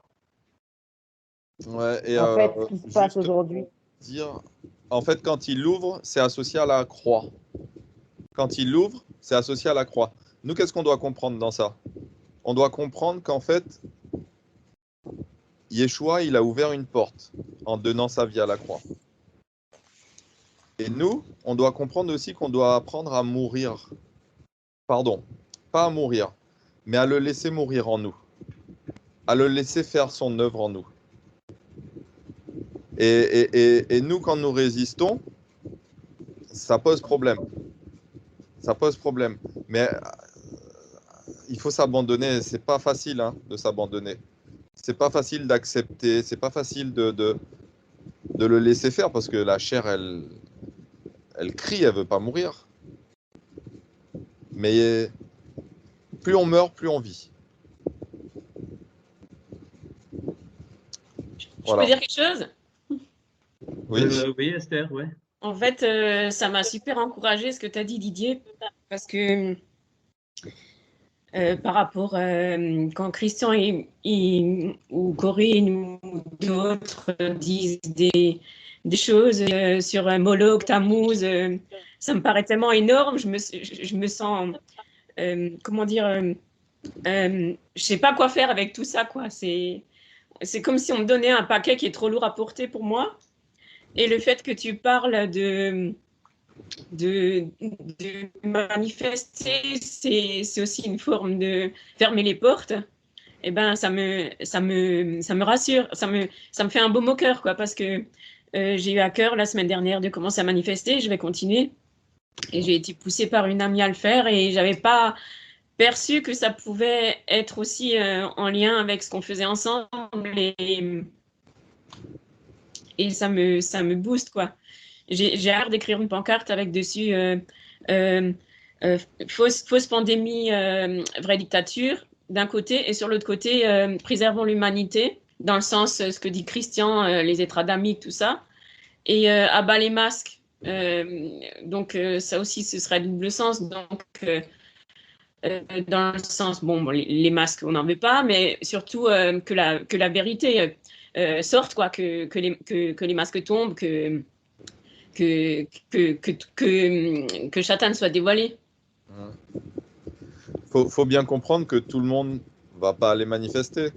Voilà, moi, je me vois pas le faire, mais je sais qu'il y en a qui sont appelés à le faire. Donc, ils le font. Ça, et comme ils le font avec leur cœur, ça a un impact. Si quelqu'un ne le sent pas, il va le faire, ça va valoir 0. Absolument. Tu vois? Mais chacun d'entre nous, moi je connais quelqu'un qui a fait le vaccin, qui a fait la première dose, et pour la deuxième dose, elle a refusé. Mais c'est un acte prophétique. Ça veut dire que même si c'est fait, et que tu dis non pour la deuxième parce que tu as réalisé, c'est posé. C'est posé et ça fait une œuvre. Ça déclenche une œuvre. Et là, moi, de plus en plus, on est un peuple, la parole le dit, le Seigneur nous dit que nous sommes un peuple de prophètes. Eh ben, on agit de la sorte. on agit de la sorte. Voilà. Alors, pour dire par rapport au fait de manifester, donc il y a 15 jours, j'ai été à Colmar et je sentais qu'il fallait que j'y aille. Je ne sais pas vous dire comment, mais il fallait que j'y aille. J'y suis allée toute seule. Et dans la voiture, je priais et inspirée, j'ai dit, bah, Seigneur, si je dois prendre la parole à quelque part ou si je dois rencontrer quelqu'un, que ça se fasse naturellement sans qu'il y ait de forcing ou quoi. Et donc, j'ai suivi le cortège et au fur et à mesure, donc, j'ai commencé à rencontrer des gens. Et à un moment donné, on est arrivé sur la place du conseil départemental. Et là, il y avait une estrade avec un micro et j'avais compris qu'on pouvait aller prendre la parole si on le souhaitait. Et donc, je me suis approchée et puis j'ai demandé à quelqu'un, j'ai dit, est-ce que je peux parler? Alors, ils m'ont dit, oui, oui, il n'y a pas de souci, tout le monde est libre de prendre le micro et tout. Et donc, à un moment donné, on m'a tendu le micro et je suis montée sur l'estrade. Et j'ai posé les choses, c'était carré, c'était vite fait. Je pense que j'ai dû parler peut-être 1 minute 30, pas plus. Mais tout ce que j'avais à dire, c'était dit. Et je dois dire que j'ai été très surprise par la foule parce que elle applaudissait plus ou moins en fonction des gens qui parlaient de tout et de n'importe quoi. Et là, j'avais vraiment des gens, c'était presque de l'acclamation. Je peux pas, c'est vraiment devant le Seigneur que je dis ça. Pourtant, j'avais rien dit d'extraordinaire, mais je l'ai dit avec force, je l'ai dit avec toutes mes tripes. Et quand je suis descendue de la tribune, il y a un petit garçon qui est venu vers moi et il m'a dit « Oh, madame, votre discours, il était trop beau. » Le gamin, il avait 7-8 ans. Donc, c'est pour vous dire exactement ce que dit Didier, c'est que je ne me suis rendu compte qu'après coup de l'effet spirituel qui a eu lieu. C'est-à-dire que dans un premier temps, j'y suis allée, on va dire, comme ça, parce que c'était mon intention. Et le Seigneur m'a montré après, derrière, que c'était absolument spirituel et que ce jour-là, j'ai posé quelque chose, j'ai dit des choses et ça a eu un impact. Et c'est pour vous dire que oui, ceux qui manifestent, même si vous restez silencieux, mais le fait que vous soyez là, au milieu de tous, c'est déjà que vous posez quelque chose devant les anges, mais aussi devant le monde démoniaque. Vous êtes là, vous faites quelque chose qui est absolument spirituel. Il faut vraiment le comprendre. Et que ceux qui ne peuvent pas y aller, eh bien, qu'effectivement, ils aient à cœur de soutenir les Josué qui sont sur le terrain, quoi. C'est ça. C'est ça, c'est parce qu'en fait, c'est un travail d'équipe. Hein. Ouais. C'est un travail d'équipe. La main, elle ne peut pas exister sans le bras. Ouais, tout à fait d'accord. Voilà. Et ce qui est fou, c'est que quand j'y étais, je me sentais vraiment à ma place, quoi. Je me suis dit, c'est ma place, quoi. Je me suis sentie portée par tout ce qui se passait autour et j'aurais jamais cru, quoi, parce que c'est ma première manif de ma vie. J'ai jamais fait grève ni rien. Et là, je me suis dit, c'est là que je dois être, quoi. Et d'entendre tout ça, ça me réchauffe le cœur. Bon, vous avez compris que j'encourage pas à aller manifester. J'encourage à poser des actes. Écoutez, Mouvement. Et Mumu est allé à Tarbes aussi. Mumu l'a fait à Tarbes.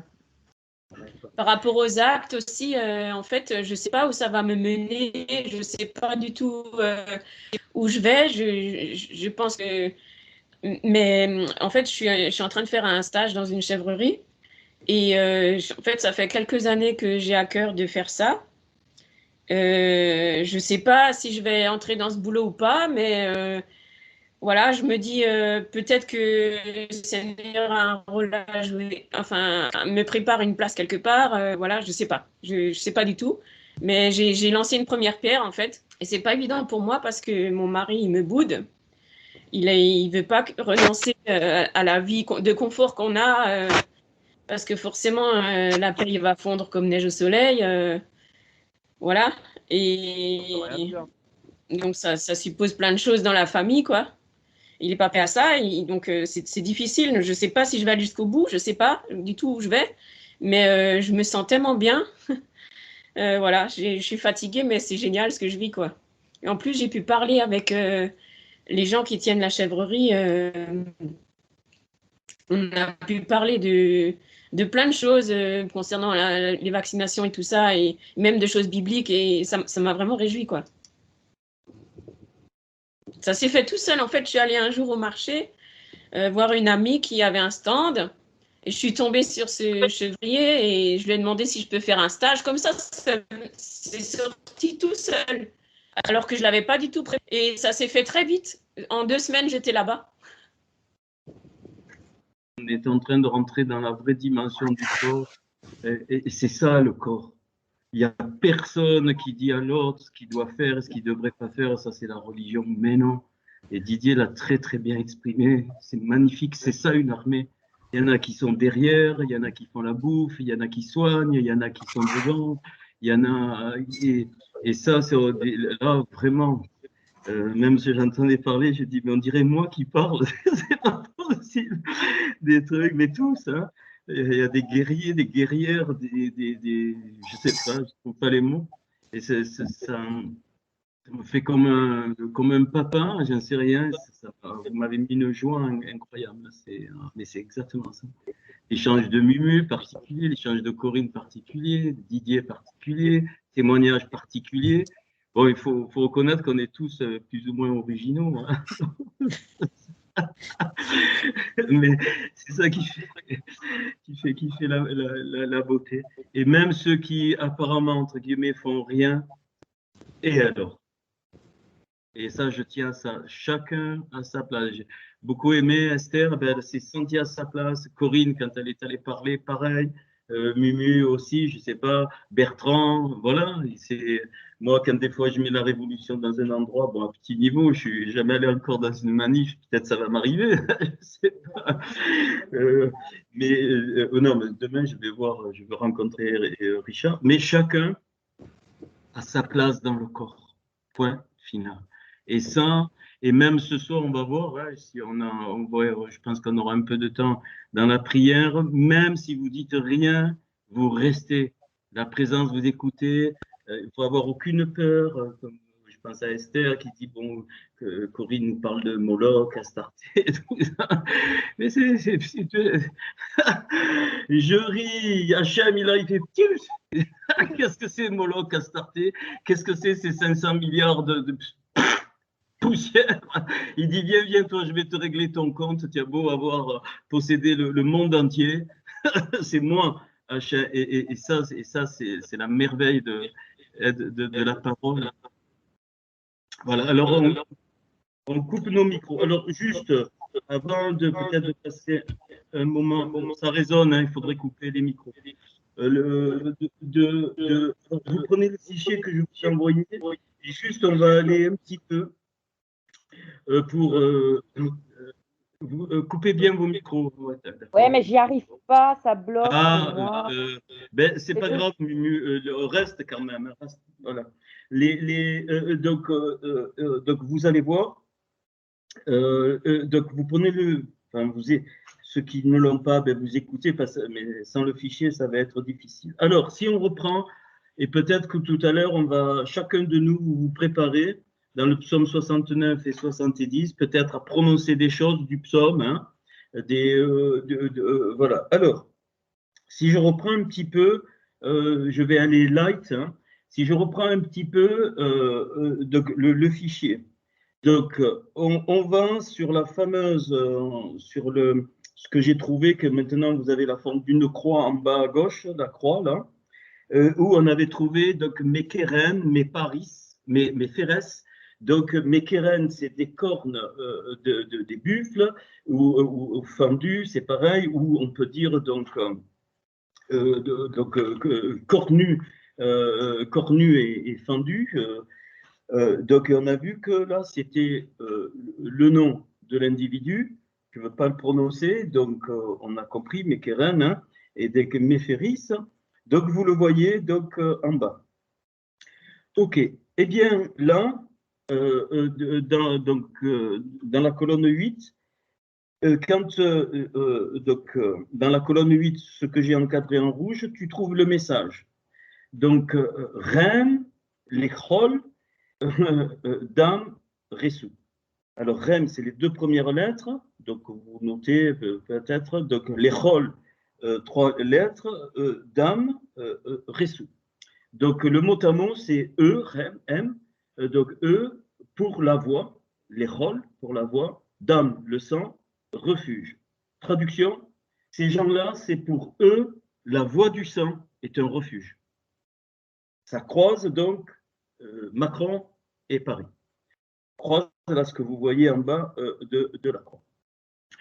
Puis, alors, j'ai pas fini, hein. Alors, vous allez voir, après je vais m'attaquer aux 2 autres familles que je me suis pas, j'ai pas fini. Psaume 69, c'est incroyable ce psaume. Et donc là, alors si tu prends toujours en bas, donc la barre verticale de la croix, tu prends la première lettre de Mekeren, hein, le même, et tu lis vers le haut Mera. Donc Mera, ça veut dire du mal. Colonne 4. Colonne 5, tu obtiens Kot, le mot Kot, qui est juste donc à côté, qui veut dire espérer, le mot Kot, espérer, donc Mera Kot. Espérer, et puis vers le bas, la troisième lettre de cet individu, donc c'est Aroti, je maudirai. Aroti, je maudirai. Ça veut dire que le but, c'est du mal, j'espère maudire. Conscient ou pas conscient. Voilà ce qui sort de là. Alors, si on continue, maintenant, toujours dans la même lignée, je ne sais pas si vous voyez, c'est difficile, après même moi, j'y vois plus rien. Si vous voyez ce que j'ai mis en diagonale en bas, toujours en bas, et donc les lettres coloriées bleues. Donc, et vous voyez, je mets la flèche vers le haut parce qu'il sort à l'envers. Donc là, ça va faire plaisir à tout le monde. Vous avez B, le Vav, le Bet, le Shin, le Resh et le Samer. Vous les voyez en bleu. Et le Samer s'accroche dans le message que je viens de donner, au centre de la croix. Ça veut dire et avec Soros. Tu vois? Je vais doucement. Et avec Soros. Donc, c'est très fort. Donc, et le bête de VB Soros, le bête de Soros, il s'accroche, tu le vois, il y a une ligne rouge qui arrive sur le bête et tu la remontes vers le haut. Tu le vois? Vous le voyez? Donc, bête, et si je vais à l'envers, donc je vais obtenir le Yud dans l'Eyod Evavé, qui est en orange. Alors, c'est la ligne 35, ou ouais, c'est la ligne 35. Ligne 35, ce qui est en orange, le Yud dedans, donc tu obtiens le Bet, le Yud, le Kaf un peu plus haut, toujours avec mes flèches à équidistance. Tu montes le Resh, donc, et le Tav. Rappelle-toi ce mot. Donc, si ça ne va pas, vous me dites, je réexplique. Ce mot, c'est à l'endroit Ta-Ré-Rayev. Et on a vu la dernière fois Ta-Ré-Rayev. Le bête s'accroche, qui veut dire vaccin. Le bête s'accroche dans et avec Soros. Très clair. Et la puissance de la parole. C'est-à-dire, donc, ce monsieur, Soros, et donc Mimi m'a donné donc, la confirmation, donc le mot vaccin s'accroche dans le bête de VB Soros, c'est-à-dire qu'il est, donc Soros est utilisé. Mais si je monte encore, j'ai continué, si je monte, alors peut-être je le ferai après, je le fais tout de suite après. Alors, le tav du mot vaccin, donc s'accroche dans le mot tu caches. Le resh, son resh s'accroche dans donc le mot réoche, poison. Le kaf s'accroche dans ikita, tu as frappé. Le yud s'accroche dans les yodévavé, contre l'éternel. Et donc le bet s'accroche dans veillachez vous, qui veut dire donc, donc ils arrivent, ils habitaient. Donc ça veut dire, si je traduis, tu caches le poison avec lequel tu as frappé contre l'Éternel pour prendre sa place. Incroyable. Donc le vaccin qui est lié fortement à Soros et puis le reste, hein, donc le but c'est tu caches le poison avec le, j'ai traduit hein, donc le mot à mot avec lequel tu as frappé contre l'Éternel. Tu as frappé contre l'Éternel. Quelle folie! Tu as frappé contre l'Éternel pour prendre sa place. Et quand cette ligne, je la remonte tout en haut, je remonte tout en haut, donc c'est exactement la même ligne par pas et donc équidistant. Qu'est-ce qu'il dit David? Il emploie un mot. Donc, il parle de Oshia, c'est-à-dire sauve-moi. C'est le premier verset. Il dit sauve-moi, ô Éternel. Et la lettre, le Ain, tout en haut, hein, donc la ligne à gauche, la ligne 1 à gauche, tout en haut, tu descends maintenant et tu lis. Donc, Hol le a revive, c'est-à-dire, si je traduis donc le mot à mot, ça veut dire donc sur pour le vaccin. Donc, on va traduire, ça veut dire sauve-moi de ceux qui sont pour le vaccin. Sauve-moi de ceux qui sont pour le vaccin. Clair. Sauve-moi de ceux qui sont pour le vaccin. Et quand alors et les autres lettres donc s'accrochent dans, alors si vous regardez, j'en prends une ligne 16, c'est tout à gauche, hein, la ligne 16, alors c'est difficile mais c'est d'une beauté, j'aimerais bien vous le montrer d'une autre façon, mais la ligne 16, le et orange s'accroche dans Hel Oim, vous voyez, donc et après donc si je monte le Lamed, donc il s'accroche dans l'autre nom, dans les bénis, c'est-à-dire les fils. Donc la première partie, puis l'autre Lamed s'accroche dans l'expression de son papier. Alors on peut relire encore, sauve-moi, car les fils d'Elohim ne sont pas pillés. Donc message très clair. Donc sauve-moi, car les fils d'Elohim ne sont pas pillés. Ça correspond tout à fait à la marque dont nous a parlé Corinne. Donc les fils d'Elohim, ils ont le tab. Et donc et sauve-moi de ceux qui sont pour le vaccin, c'est-à-dire ils sont marqués par le Yud.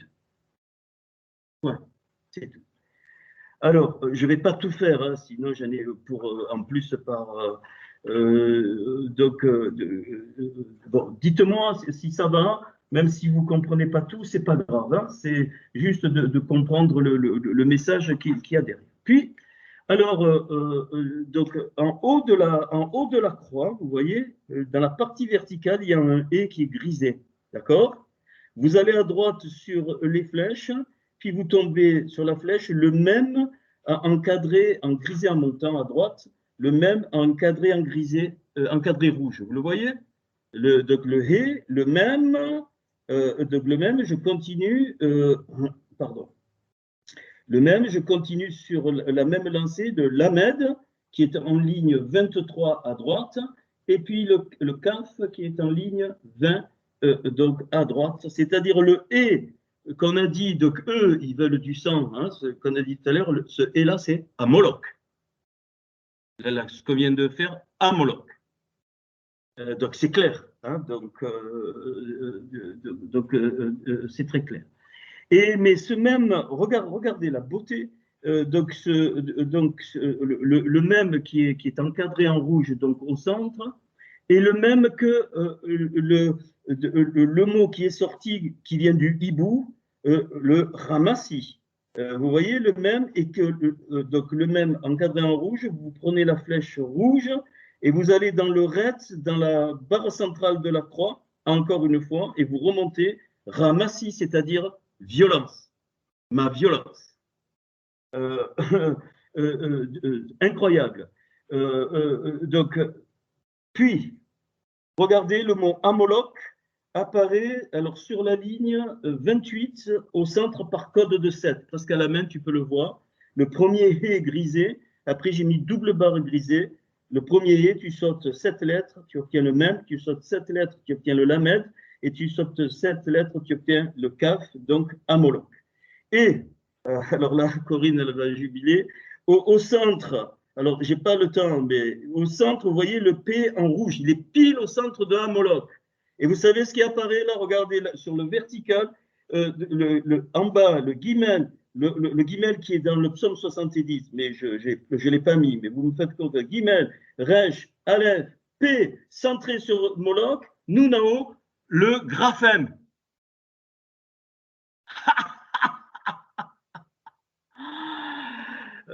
Donc la puissance de Amolok. Alors on continue, hein. Et alors je ne vais pas tout faire. Bon, ok. Donc Amolok et le centre du P au milieu de la lettre, tu le vois en rouge, hein, par code. Bon, je peux vous le retrouver. Donc le Gimel, le Resh, le Aleph, le P, ils sont en rouge. Tu les remontes. Le Nun, le Graphène. Ok. Et les lettres de graphène s'accrochent dans les mots. V'idol, donc dans le psaume 70, ça veut dire grand et Dieu. Après, je vais vous dire pourquoi. Alors, le Resh, donc c'est V'yishu, donc, et la posséderont, donc l'expression, mais il faut voir le verset. Donc, le Aleph s'accroche dans Elohim, je veux louer. Ça, c'est la part pour nous, c'est que notre Dieu est grand et donc nous refusons cela. C'est ça que ça veut dire. Maintenant, je continue. Le P, c'est Shephar, qui veut dire répands sur eux ta fureur. Et le Nun, c'est Pédéni, libère-moi de mes ennemis. Donc, le graphène est une saloperie. Et donc, qu'est-ce que me dit ça par les codes? Eh bien, elle me dit que Dieu nous protège à partir du moment où je résiste, donc le Seigneur me protège. J'allais dire, même si un jour on nous prend, ce que je veux dire, même si un jour on nous prend de force, c'est pas nous, de notre volonté, on nous attache et on nous injecte ce graphène, parce qu'il y en a partout, eh bien, le Seigneur, là, il va te protéger du poison mortel. Alors, on monte maintenant sur la colonne 20 partie B. La colonne 20 partie B, vous voyez, puis, bon, je ne vais pas tout faire. Vous avez encadré en rouge aussi, vous le voyez. Donc, vous avez, est-ce que vous voyez le mot, donc, Kelima grisé, ligne 10 à droite, ligne 10 en grisé Kelima, qui veut dire confusion. Tu l'inverses, tu obtiens un Moloch. Là, tu l'as sous les yeux. Tu lis de gauche à droite, c'est le He, le Mem, le Lamed et le Kaf. Vous le voyez ou pas? Sinon, j'attends, je redis, partie à droite, donc partie translatée B, tu prends la ligne 10 et tu as un mot en grisé. Tu le vois, le mot en grisé? En hébreu, dans le texte, c'est confusion. Kelima, tu le lis à l'envers, c'est Amolok. Donc, Amolok fourre la confusion et qui croise au centre, vous me dites, hein, l'encadré rouge, donc c'est l'émine, ça veut dire selon l'espèce de quoi tu obtiens sur le tav grisé, et tu descends. Le tav, tu descends à gauche avec la flèche, c'est en mauve, le même, où la première flèche arrive au même, la deuxième flèche arrive au vav, la troisième flèche arrive au zain, Tammuz, centré sur le Amolok de la ligne verticale en bas. Donc, qu'est-ce que ça veut dire? Ces deux puissances travaillent ensemble. Selon l'espèce de Moloch, puisque ça croise à Moloch, il y a la confusion, selon l'espèce de Moloch, tu tombes sur Tammuz.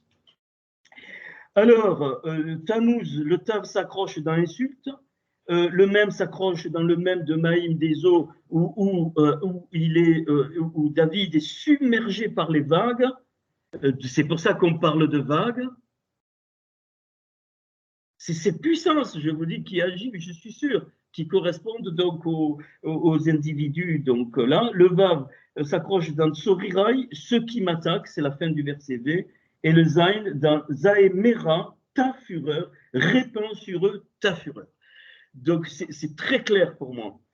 C'est très clair, donc le Seigneur va juger. Mais si je continue, alors, vous voyez le en mort Tammuz, d'accord, qu'on vient de faire, qui croise. Maintenant, vous montez avec moi à droite, toujours sur la même ligne, et vous obtenez le Kof et le Ma, et le même. Mak. Mak, ça veut dire pourriture. Donc, Tammuz, dans le monde spirituel, c'est une pourriture. Donc, pourriture, Tammuz, et puis en bas, qui croise la croix avec Macron, Her, je te maudirai. Donc, c'est clair que quand on prie, nous, peut-être, on ne le fait pas, mais c'est ce qui se passe hein, quand on s'attaque à ces puissances, ensemble, évidemment, ce n'est pas l'œuvre de quelqu'un, eh bien, donc on déclare que c'est une pourriture dans le monde spirituel, dans le sens c'est très négatif, donc que c'est la force de Tammuz et qui sera maudite pas par nous, par le Seigneur. Hein, nous, voilà, sauf si le Seigneur nous conduit à prononcer, donc c'est de sa part. Ok, bon, alors si je veux, et donc les lettres de, pardon, et puis, si vous voyez la grande flèche, alors je vais vous guider, le bête en bleu centré sur la colonne 22, partie B. Vous voyez, j'ai mis une grande flèche, ça c'est B Corona. C'est-à-dire, tu te rends compte ce qui sort de ce truc de B-Corona, c'est-à-dire avec le Corona, ça c'est clair. Donc le bête s'accroche dans vague, Véchibolette, une vague. Le Kov s'accroche dans Keimot, donc c'est-à-dire l'insistance. Le Resh s'accroche dans BR puis. Le Nun s'accroche dans Tereshirima, l'obscurité. Et les Yod évadés contre l'éternel. Et alors, je vais dire, tout ce texte, je ne l'ai pas mis. Hacheker, Hacheker, Hacheker, Hacheker, Hacheker, je ne l'ai pas mis. Ça sort Hacheker, Hacheker, le mensonge, le mensonge, le mensonge, le mensonge. Ok. Alors, je ne fais pas tout. Alors, est sorti là-dedans bien des choses que vous m'avez demandé. Vous me le direz peut-être tout à l'heure. Donc, en particulier le mot Negiv, donc virus qui s'accroche. Et puis, donc, je viens de le dire. Donc, je viens de le dire. Ça sort constamment. Puis, ce que vous m'avez demandé, vous me dites et je vous dirai si je les ai trouvés parce qu'il y a tellement de choses. Alors maintenant, donc on va voir quelque chose de très particulier. Et donc en hébreu, donc le mot Rothschild, comme on vient de trouver Soros, Rothschild, donc traduit du moderne, donc c'est la famille El-Hanan qui sort d'ailleurs, mais bon, je ne m'en suis pas occupé. Donc l'écu rouge, donc c'est alors Roten, c'est le Resh, le Vav, le Tet et le Nun. Et Child, c'est le Shin, le Yud, le Lamed et le Dalet. Donc ça, c'est son nom. Alors, on va suivre. Là, ça va être plus facile et j'ai fait en gros. On va dans la partie basse et on part du Resh rouge dans la croix où il y a un Macron qui sort de Paris. On prend le Resh de Paris, et vous remontez en code, tu obtiens le Vav, tu obtiens le Tet et tu obtiens le Nun, Roten. Dans le mot, donc le mot, ça s'accroche dans le mot Yashkuni, qui veut dire ils m'ont fait boire. Ils m'ont fait boire du vinaigre. Ils ont mis dans ma nourriture du poison. Ils m'ont fait boire du vinaigre. Et donc ce mot Yashkuni reprend le Shin de Yashkuni. Regardez, hein, vous suivez avec moi, et vous allez trouver donc Child, Rothschild, Child qui. Alors, c'est juste une question de présentation. On repart de la gauche, de la planche à gauche, où il y a la ligne, la petite ligne orange, c'est la ligne de 26. Et donc, c'est repris. Et le Child, on remonte. Le Shin, le Yud, le Lamed et le Dalet. Et donc, le Dalet, regardez, je l'ai mis en rouge, est utilisé pour faire des Covid. Dans le Covid. Ça veut dire que la famille Rothschild est hyper lié au Covid et enfin la famille ou je ne sais pas qui. Donc, vous le voyez en rouge. Donc, des Covid. Ici, OK. Et je vais vous donner donc les éléments. Donc, le Reich de Rothen s'accroche dans Méphéris, donc les sabots. Ça, on l'a vu de Paris. Donc, le Vav s'accroche dans Veim, où il est dit, par rapport au juste, qu'ils soient effacés, c'est que ces gens-là soient effacés du livre de vie et qu'ils n'ont aucune part avec les justes. Voilà où ça s'accroche. Le tête s'accroche dans leur campement, Tiratam, que leur campement soit dévasté, vous lirez le psaume, je vous ai demandé de le lire, et dans leur tente que ne soit aucun habitant, c'est-à-dire au désert. Voilà. Puis, donc l'autre partie, alors l'autre partie, je vais prendre sur le child, donc le Shin, donc il s'accroche dans réponds-moi. Alors c'est l'autre partie, toujours il y a deux parties, c'est-à-dire notre victoire. C'est-à-dire David il demande une réponse au Seigneur, car bonne est ta fidélité selon l'abondance de ta compassion, tourne-toi vers moi. Donc ça c'est dans notre cœur pour combattre ces puissances spirituelles. Ça s'accroche dans le mot lit, le lamed s'accroche dans le mot lit, et je pleure avec le jeûne et manifeste. Alors, je pleure avec le jeûne de manifeste, et c'est devenu des insultes pour moi.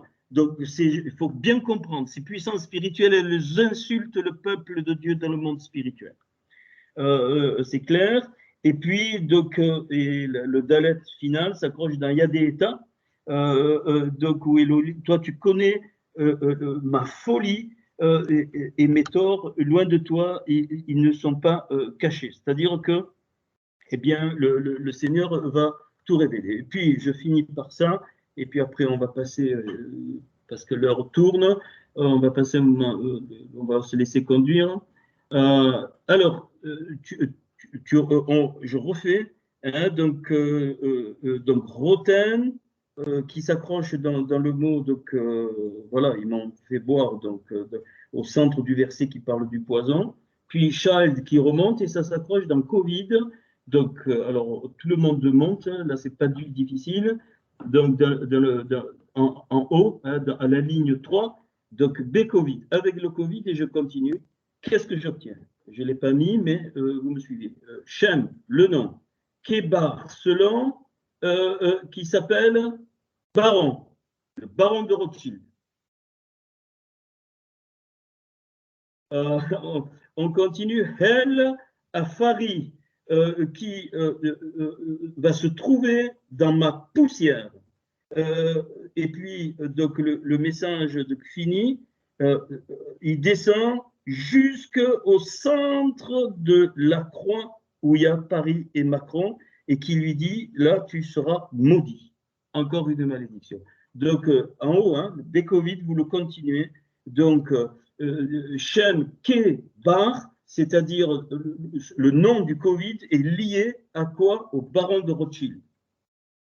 Pas moi, c'est la Torah, hein, au baron de Rothschild. Donc, El Afari, donc, qui se trouvera dans ma poussière, et puis il est dit que, donc, alors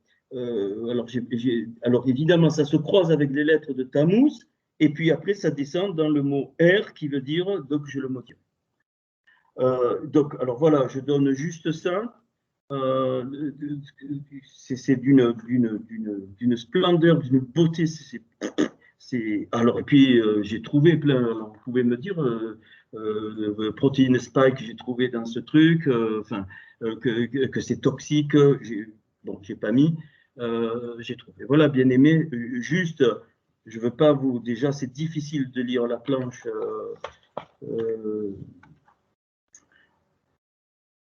Voilà, alors, je propose maintenant, alors je vais le lire.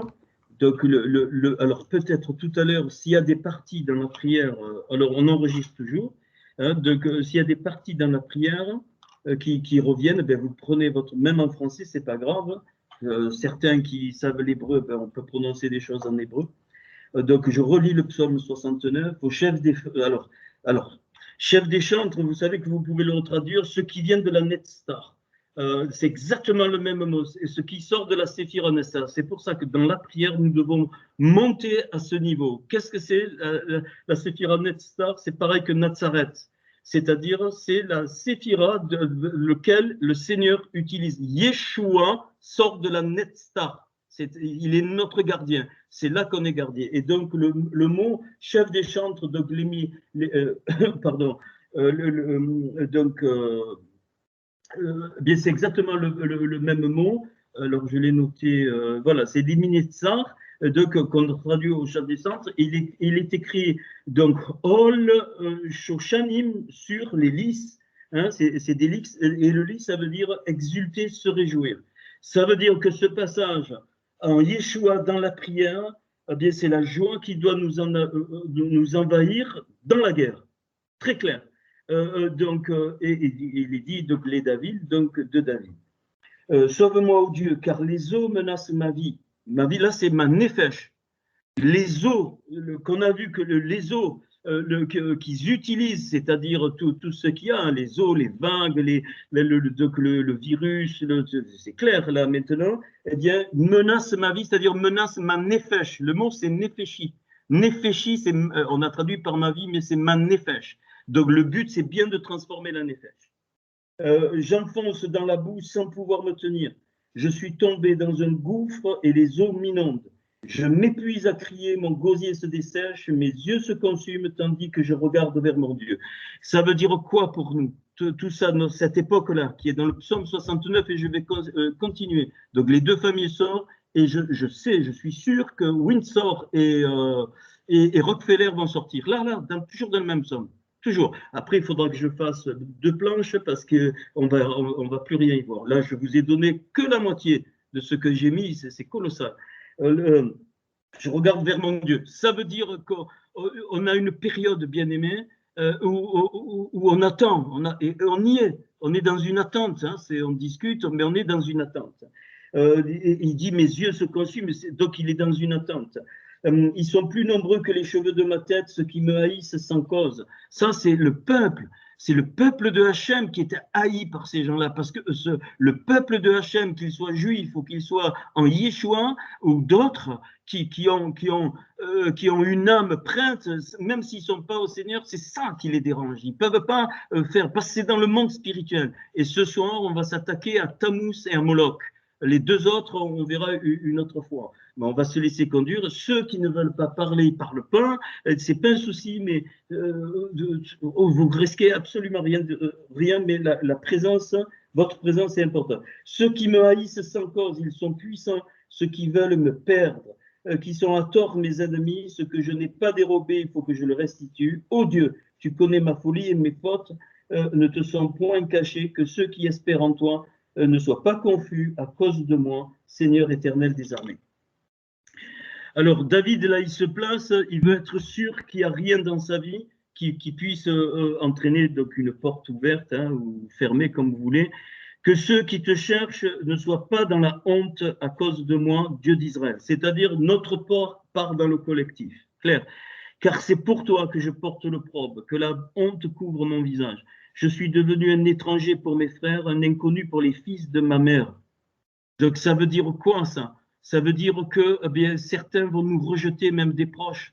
Je suis devenu un étranger. Eh bien, on enregistre, hein, Didier, toujours. Un inconnu. Car le zèle de ta maison me dévore. On a besoin de ça dans cette période. C'est typique. Sans le zèle du Seigneur, et les outrages de ceux qui t'insultent tombent sur moi. Je verse des larmes et je jeûne. Ça, c'est nous chacun qu'on voit, et c'est ce qui m'attire l'opprobre. Je prends un sac pour vêtements, et je suis l'objet de leur sarcasme. Ceux qui sont assis, alors pensez aux familles qui ont été prononcées, ceux qui sont assis à la porte, mais c'est dans le monde spirituel, bien aimé, hein, ceux qui sont assis à la porte parlent de moi, et les buveurs de liqueur forte me mettent en chanson. Mais je t'adresse ma prière, ô Éternel, que ce soit le temps favorable au Dieu par ta grande bonté. Ça, c'est une clé pour nous ce soir. Réponds-moi en m'assurant ton secours. Retire-moi de la boue. Mais en hébreu, c'est très fort. Et que je n'enfonce plus. Que je sois délivré de mes ennemis du gouffre. Que les flots, les espèces de vagues conneries là, ne m'inondent plus. Que l'abîme ne m'engloutisse pas. Et que la fosse ne se ferme pas sur moi. Exauce-moi, Éternel. Car ta bonté est immense. Dans tes grandes compassions, tourne vers moi les regards. Tout ça, moi, c'est le peuple. Hein.